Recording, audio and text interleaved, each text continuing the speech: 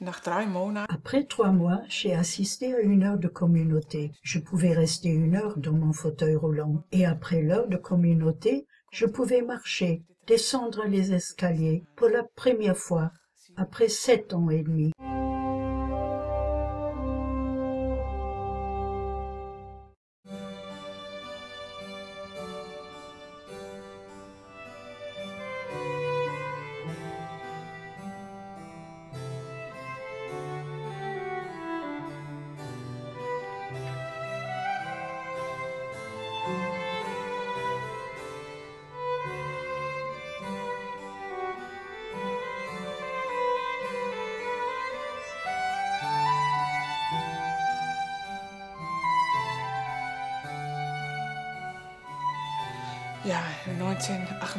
En 1988, à 31 ans, j'ai eu la varicelle, une maladie infantile, mais je ne l'avais pas eue dans mon enfance. Et après 1 semaine, je pensais que tout serait à nouveau en ordre. Mais pour moi, ce fut le commencement. Des complications avec paralysie. Cela commençait ainsi. J'ai ressenti une chaleur traverser tout mon corps, de violents maux de tête, de la fièvre, et d'une minute à l'autre, ma force m'avait tout simplement quitté. Une faiblesse musculaire au point que je ne pouvais plus rester debout sur mes jambes.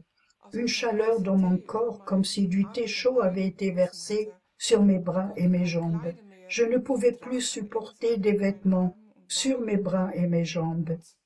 Et je ne pouvais plus que rester couché sur le dos, soutenu, à plat seulement, sans aucun coussin. Sans cela, j'avais des violentes douleurs dans les bras, les hanches et les jambes. Ma nuque devait être soutenue par des oreillers.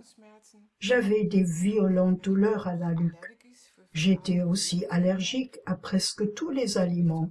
Et par exemple, lorsque j'avais mangé du sucre, j'aimais des sucreries, alors j'ai eu des vertiges et une telle fatigue, une faiblesse musculaire, de l'eczéma sous les aisselles et des démangeaisons.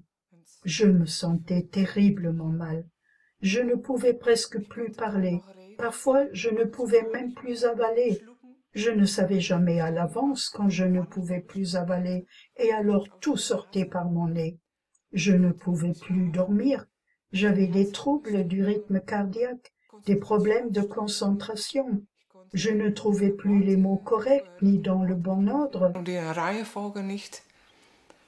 Fièvre, agitation, tremblement, diarrhée, et les secousses étaient si violentes, c'était comme des crises d'espasme qui secouaient tout mon corps, et j'en avais peur. Je ne savais jamais comment j'allais en sortir. Il fallait qu'on s'occupe de moi jour et nuit. Je ne pouvais plus me laver moi-même, je ne pouvais plus manger moi-même. Je dépendais de l'aide d'autrui, ce qui était terrible pour moi. J'étais mentalement très lucide, j'entendais tout très clairement, mais je ne pouvais pas m'exprimer, et c'était absolument horrible pour moi, lorsque les gens sont à côté de ton lit et parlent de toi, et pensent que tu n'es plus clair dans ta tête. Et j'ai été clair dans ma tête, mais je ne pouvais pas répondre. C'était vraiment l'enfer pour moi. Et pendant cette période, j'ai souvent pensé, oui, je ne veux plus vivre ainsi, ou alors je ne tiens plus le coup, bien qu'au fond de moi-même, je voulais vivre.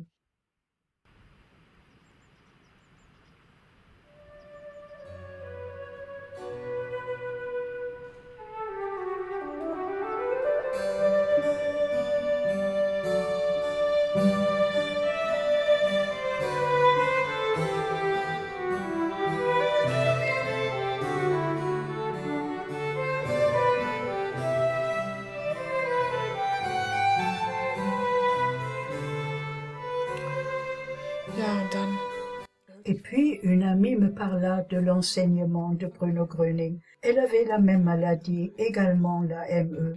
Elle était en fauteuil roulant et m'a dit « J'ai quelque chose ici ». C'était en 1994. Et là, tu peux obtenir la guérison. Mais je ne pouvais pas croire qu'une telle chose puisse exister. Cependant, après 9 mois de rumination, toujours alité, ne sachant que ruminer, j'ai pensé « Qu'est-ce que je fais maintenant ?»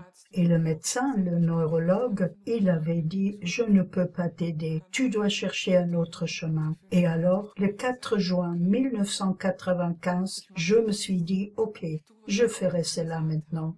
Je fais ce qu'on m'a dit. Je jette toute cette maladie dans une poubelle. Je n'en veux plus, mais je dois le dire. J'en avais peur. J'avais besoin de courage. Et j'ai dit alors, Bruno Gröning, je n'y comprends rien, mais j'ai besoin de courage pour pouvoir m'en défaire, pour que j'ose te remettre la maladie. Et c'est ce que j'ai fait. Et à cet instant, j'avais aussi une photo de Bruno Gröning dans la main. À l'instant même où je faisais cela, une telle force me traversa.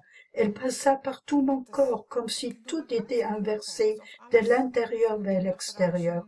Et j'ai ressenti de l'amour et du bonheur que je n'avais plus ressenti depuis si longtemps. J'ai aussi pleuré. Une petite peur voulait encore venir, mais je sentais non, tu n'as pas besoin d'avoir peur. Tu obtiens la guérison, je le savais. Après 3 mois, j'ai assisté à une première heure de communauté. Je pouvais rester 1 heure en fauteuil roulant et après l'heure de communauté, je pouvais à nouveau marcher.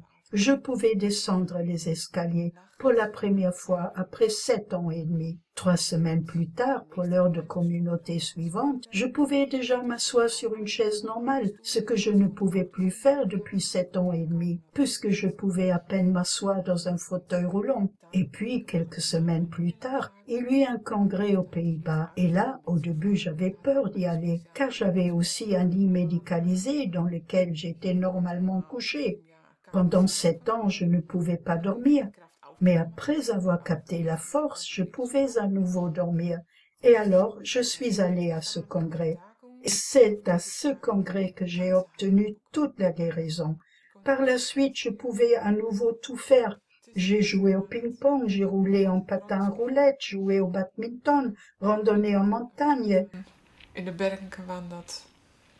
Und ja, Puis j'ai commencé à peindre à l'aérographe. zu malen, Airbrush malen. Et j'ai fait la connaissance d'un homme très gentil et je me suis mariée. J'ai pu à nouveau faire une formation spécialisée. J'ai intégré une école technique. Avant, j'étais dans le secteur des médias, mais j'avais à présent le sentiment, plus c'est là pour moi. Je suis devenue photographe. Photographe pour enfants et bébés. Bien sûr, je fais aussi des photos de mariage, des paysages, et cela me plaît. Et j'aide avec mon mari au sein du cercle des amis. Je suis devenue une personne très heureuse. Et depuis que je peux à nouveau manger, j'aurais pris assez de poids. Je peux à nouveau manger du sucre. Je n'ai plus besoin de faire attention à tout cela comme quelqu'un de normal. Und ich bin sehr glücklich. Je suis très heureuse.